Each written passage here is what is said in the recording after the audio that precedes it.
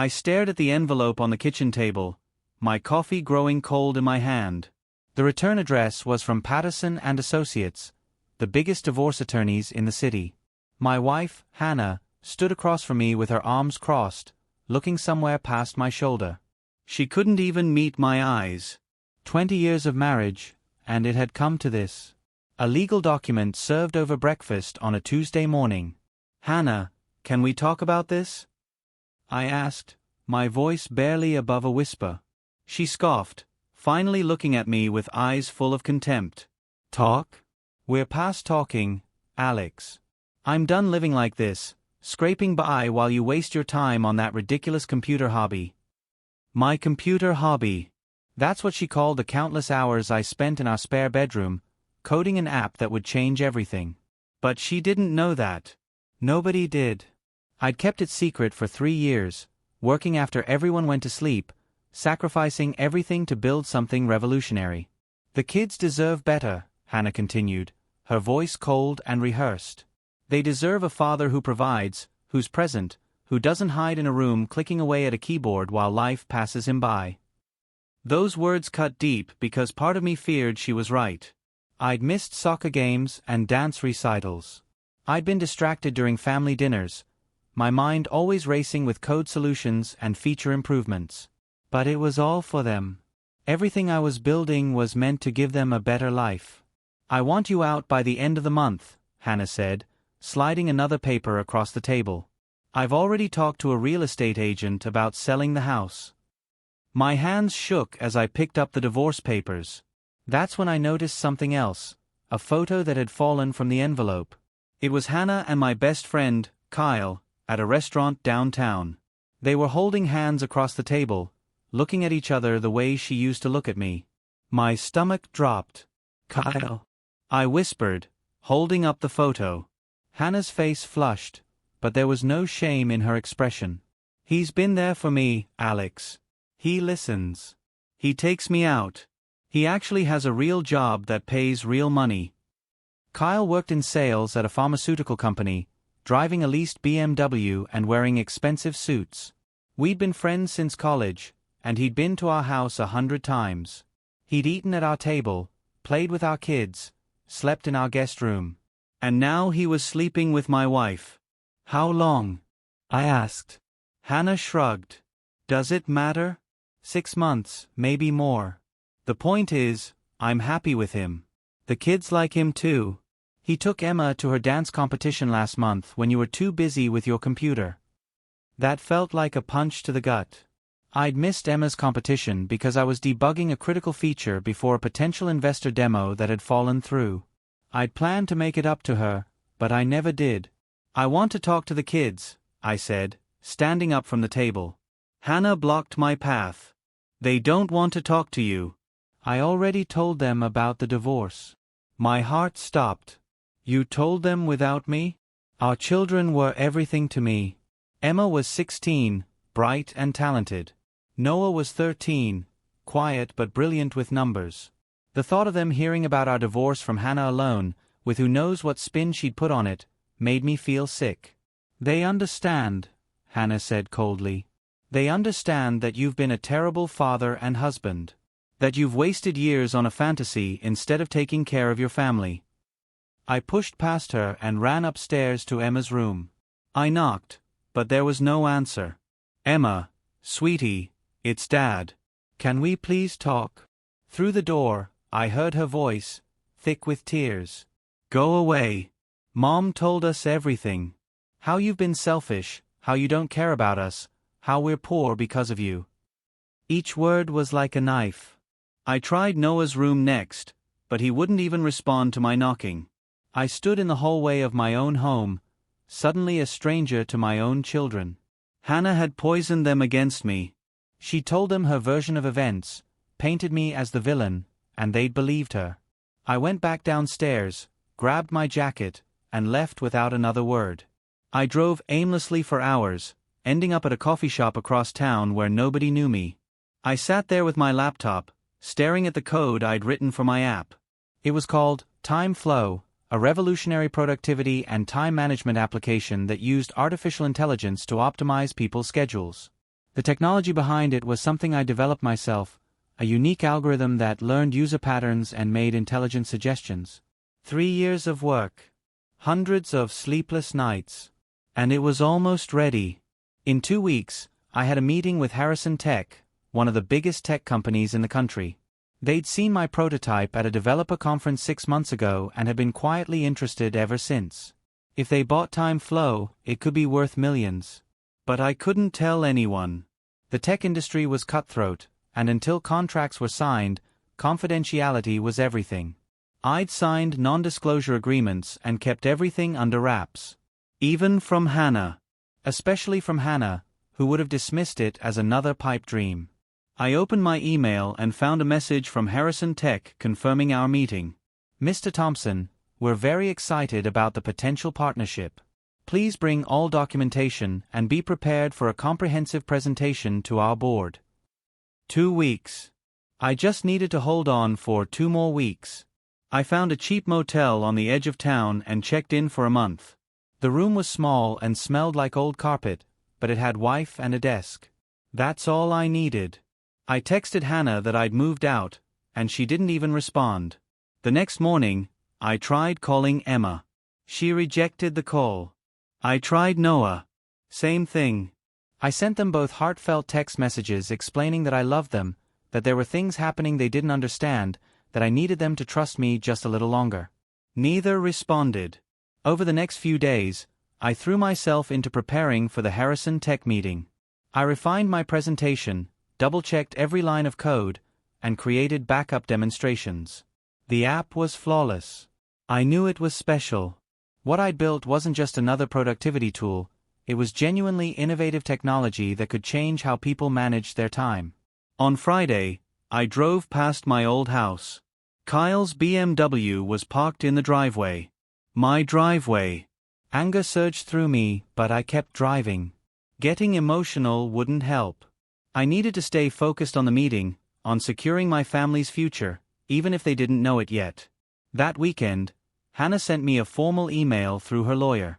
The email outlined her divorce terms. She wanted the house, full custody of the kids, and alimony based on my potential earnings. She'd calculated this based on my old job as a software developer at a mid-sized company, which I'd left 2 years ago to work on time flow full-time. What she didn't know was that I'd been living off savings and credit cards, betting everything on this app. The email also mentioned that Kyle had generously offered to help support the children. Reading that made me want to throw my laptop across the room. My best friend was trying to replace me in every aspect of my life. I responded through my own lawyer, a public defender I could barely afford, saying I'd agree to discuss terms after I'd had time to process everything. What I really meant was, after the Harrison Tech meeting. If everything went as planned, Hannah's calculations would be hilariously wrong. But I couldn't say that yet. I spent the following week practicing my presentation obsessively. I rented time at a co-working space with a conference room and rehearsed in front of a mirror. Every slide, every word, every possible question they might ask. I prepared for it all. On Tuesday, I saw on social media that Hannah had posted photos from a family dinner. She, Kyle, Emma, and Noah were all smiling at some fancy restaurant. The caption read, "New beginnings with people who truly care." I stared at that photo for an hour. Kyle had his arm around Emma's shoulder. Noah was laughing at something Kyle had said. My family, with him in the center where I used to be. The comments were worse. Friends and family members who didn't know the full story posted supportive messages. "You deserve happiness, Hannah. The kids look so happy. Good for you for moving on." Nobody asked about my side. Nobody wondered if maybe there was more to the story. I was already guilty in the court of public opinion. That night, Emma finally responded to one of my texts. "Dad, just stop. You had years to be there for us and you weren't. Kyle treats Mom better than you ever did. He actually cares about us." I typed and deleted a dozen responses before settling on, "Emma, I love you more than anything in the world. Someday soon, I hope you'll understand that everything I've done has been for you and your brother. Please don't give up on me." She left me on read. The night before the Harrison Tech meeting, I couldn't sleep. I went over every detail one more time, checking and rechecking my laptop, my backup files, my printed materials. Everything had to be perfect. This was my one shot. At 3 in the morning, I finally dozed off with my laptop still open, the screen showing TimeFlow's interface, clean, intuitive, and revolutionary. At 7, I woke up, showered, and put on my only good suit. It was a little worn, but it would have to do. The Harrison Tech headquarters was a gleaming glass building in the business district. I arrived 30 minutes early and sat in my car, trying to calm my nerves. At exactly 9 o'clock, I walked into the lobby and gave my name to the receptionist.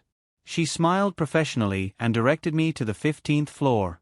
The elevator ride felt like forever. When the doors opened, a young woman in a sharp blazer greeted me. "Mr. Thompson? I'm Andrea, Mr. Harrison's assistant. They're ready for you in conference room A." I followed her down a corridor lined with photos of Harrison Tech's products, software that had revolutionized industries, apps used by millions of people worldwide. Soon, TimeFlow would be among them. The conference room held 8 people. The CEO, Marcus Harrison, sat at the head of the table. He was in his 50s, sharp-eyed and intimidating. Around him sat various executives and technical experts. "Alex," Marcus said, standing to shake my hand, "we've been looking forward to this. Please, show us what you've got." I set up my laptop and took a deep breath. Then I launched into the presentation I'd practiced 100 times. I explained TimeFlow's core concept, an AI-powered time management system that didn't just schedule tasks but actually learn from user behavior to optimize productivity. I demonstrated the interface, showing how it integrated with existing calendar systems, email, and project management tools. But the real innovation was the algorithm. I developed a unique machine learning model that could predict time requirements for different types of tasks based on individual working patterns. Most productivity apps tell you what to do, I explained. TimeFlow learns how you work and adapts to make you better at it. It's like having a personal efficiency coach that gets smarter every day. I showed them real data from beta testing I'd conducted with volunteer users. Productivity increases of 30 to 40%. Better work-life balance. Reduced stress and burnout. The room was silent as they absorbed the information. Then the questions began. For 90 minutes, they grilled me on every aspect of TimeFlow. The technical lead asked about the algorithm's architecture. The legal counsel asked about patents and intellectual property. The CFO asked about scalability and market potential. I answered every question confidently. I knew this app inside and out because I'd built every piece of it myself. Finally, Marcus raised his hand, and the room fell quiet. "Alex, this is impressive work. Really impressive. The technology is solid, the market fit is clear, and frankly, this is exactly what we've been looking for in the productivity space." My heart raced. "We'd like to make you an offer," Marcus continued. "We're prepared to acquire TimeFlow for $12 million. We'd bring you on as a senior developer with equity options, and we'd fast-track this for a global launch within 6 months. $12 million. The number echoed in my head. Life-changing money. Family-changing money. Proof that every sacrifice had been worth it. I tried to keep my expression neutral, professional. "That's a very generous offer, Mr. Harrison. I'd need to review the terms with my attorney, of course." Marcus smiled. "Of course. Andrea will send you the full proposal by end of day. We're hoping to close this quickly, say, within 2 weeks." I nodded, not trusting my voice. We shook hands, and I somehow made it back to my car before the reality hit me. I'd done it. 3 years of work, of sacrifice, of being called a failure and a bad father and a dreamer, it had all led to this moment. I sat in the parking lot and called my lawyer. When I told him about the offer, he was silent for a long moment. "Alex, that's incredible. Congratulations. Let me review the contract as soon as it comes through, but if the terms are standard, you should absolutely take this." That evening, I received the formal offer via email. I read through it 3 times, barely believing it was real. The next morning, I woke up with a strange sense of calm. For the first time in months, maybe years, I felt like I could breathe. The contract negotiations took a week. My lawyer worked with Harrison Tech's legal team to iron out details. The final offer ended up being $13.5 million. They'd increased it after their technical team did a deeper dive into time flows code and realized it was even more valuable than they'd initially thought. The day we signed the contracts, I sat in my lawyer's office and watched as digital signatures appeared on the screen. It was done. Time flow belonged to Harrison Tech, and I was officially a millionaire. "What are you going to do first?" my lawyer asked, smiling. I thought about Hannah serving me divorce papers. About Kyle's BMW in my driveway. About Emma and Noah refusing to talk to me. "I'm going to get my family back," I said. But first, there was something I needed to do. I contacted a real estate agent and made an offer on a house in the best neighborhood in town. A beautiful 5-bedroom home with a pool and a huge backyard. Cash offer, no contingencies. It was accepted within hours. Then I went to a car dealership and bought a new SUV. Not something flashy, but reliable and safe, the kind of car a good father would drive. I paid cash for that too. I scheduled a meeting with Hannah through her lawyer, requesting that we discuss the divorce settlement in person. She agreed, probably thinking I was going to beg or negotiate. From a position of weakness. We met at a coffee shop downtown on a Saturday afternoon. Hannah arrived with Kyle, which I'd expected. She wanted backup, wanted to show me that she'd already moved on. "Alex," she said coldly, sitting down across from me. Kyle stood behind her like a bodyguard. "Let's make this quick. My lawyer says you're ready to discuss terms." I slid an envelope across the table. "Actually, I have a counter-proposal." Hannah opened the envelope and pulled out the documents inside. Her eyes widened as she read. It was the contract with Harrison Tech, showing the sale of Time Flow for $13.5 million. "What is this?" she whispered. "That computer hobby you dismissed?" I said calmly. "It just sold for enough money to make us very comfortable for the rest of our lives. Or rather, to make me comfortable, since you're the one who wanted the divorce." Kyle leaned over Hannah's shoulder to read the documents. His face went pale.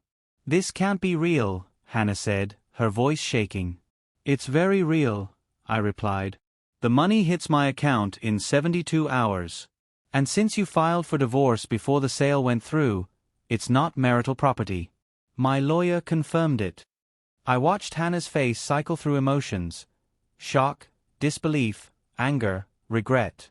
Kyle looked like he wanted to disappear. "Now, about the settlement," I continued. "I'm willing to be generous. I'll buy out your share of our old house at market value, and I'll set up trust funds for Emma and Noah that they can access at 18. But I want joint custody, and I want them to know the truth about what I've been doing all these years." Hannah's hands trembled. "Alex, I didn't know.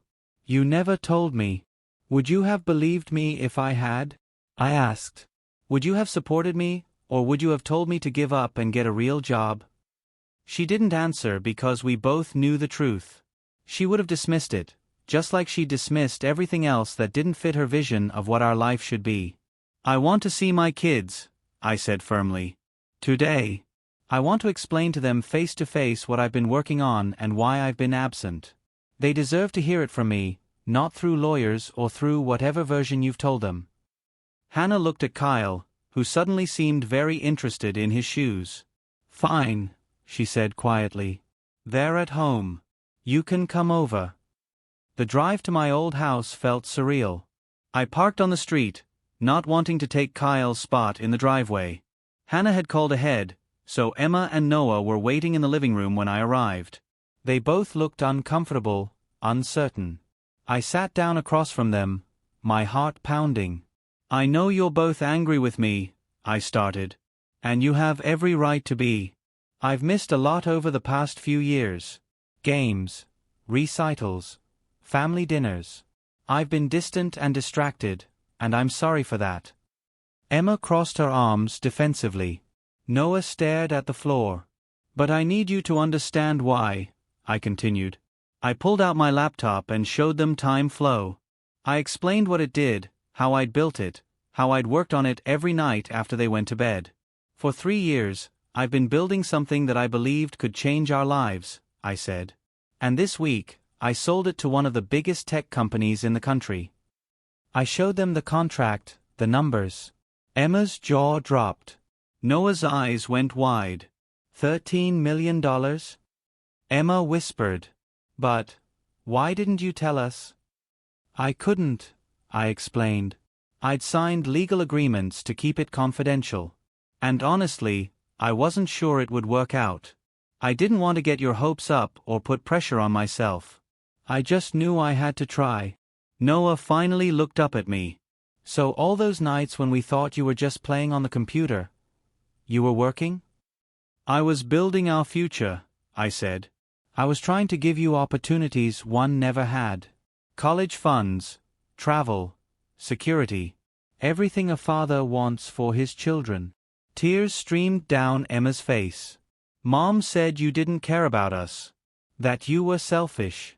I care about you more than anything in the world, I said, my own voice breaking. Every line of code I wrote for you. Every problem I solved thinking about your future. Emma stood up and hugged me. Then Noah joined in. We sat there crying together for a long time. Hannah watched from the doorway, her face unreadable. Over the next week, everything changed. The money from Harrison Tech cleared.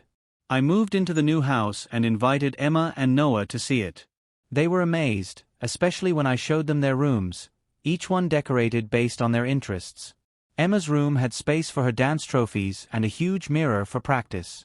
Noah's had a desk set up perfect for his love of science and math. You'll each have your own rooms here for whenever you want to stay, I told them. This is your home too. Emma hugged me again. I'm sorry, Dad. I'm sorry we believed Mom when she said those things about you. I shook my head. Your mom was hurt and angry. She didn't know the whole story. I don't blame her for what she said. But I did blame Kyle. My former best friend had swooped in, taking advantage of my wife's frustration and my children's confusion. Word spread quickly about the Time Flow sale. It made local business news, then national tech publications. People who dismissed me as a failure suddenly wanted to congratulate me. Old colleagues reached out. Even people from high school messaged me on social media. Hannah called me one evening, her voice small and defeated. Alex, can we talk? In person. We met at the same coffee shop. This time, she came alone. I made a terrible mistake, she said, tears in her eyes. I should have trusted you. I should have believed in you. I was just so scared and frustrated, and Kyle was there, saying all the right things. Kyle was manipulating you, I said gently. He saw an opportunity and took it. That's who he is. Hannah nodded. I ended things with him.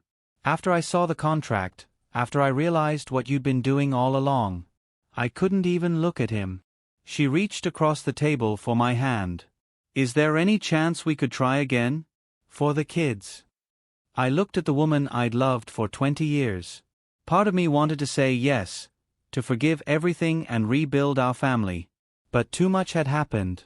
Hannah, I'll always care about you. You're the mother of my children. But trust is like glass. Once it's broken, it's never quite the same. She started crying harder. I know I destroyed everything. I miss you. I miss us. Maybe someday we can be friends, I said. Good co-parents, at least. But right now, I need to focus on rebuilding my relationship with Emma and Noah. They're what matters most. We finalized the divorce with minimal drama. I made sure Hannah was taken care of financially. Generous alimony and a fair split of assets that existed before the Time Flow sale. I wasn't cruel, even though she'd tried to take everything from me. As for Kyle, karma handled him better than I ever could. Word got out in our social circle about what he'd done, pursuing his best friend's wife while I was struggling, trying to replace me in my own family. People who'd once respected him now avoided him. His sales job let him go after his reputation became a liability. I heard through mutual friends that he'd moved to another state, starting over somewhere nobody knew his story. I didn't feel satisfaction in his downfall. I just felt sad that someone I trusted could betray me so completely. 6 months after the divorce was finalized, my life had stabilized into a new normal. Emma and Noah stayed with me most weekends and several nights during the week. We'd rebuilt our relationship slowly, with honesty and patience. I made sure to attend every game, every recital, every important moment I'd missed before. Harrison Tech launched Time Flow globally, and it became even more successful than anyone had predicted. Within 3 months, it had 5 million users. Within 6 months, 20 million. I still worked with the development team as a consultant, but on my own terms, with time to be present for my kids. One evening, Emma and I were sitting on the back porch of our new house, watching the sunset. "Dad," she said quietly, "I learned something from all of this." "What's that, sweetie?" "That sometimes the people who love us most are working hard in ways we can't see. And that we shouldn't judge someone just because we don't understand what they're doing." I put my arm around her shoulders. "That's very wise. I'm proud of you," she continued. "Not because of the money or the success. I'm proud because you kept going even when everyone doubted you.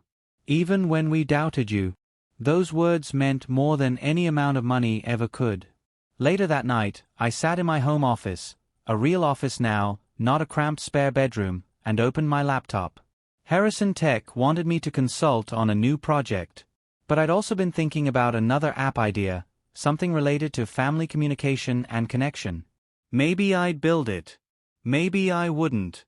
But I'd learned that the journey mattered as much as the destination. That sacrifice with purpose wasn't wasted time. And that sometimes, the people who call you a dreamer are just afraid to dream themselves.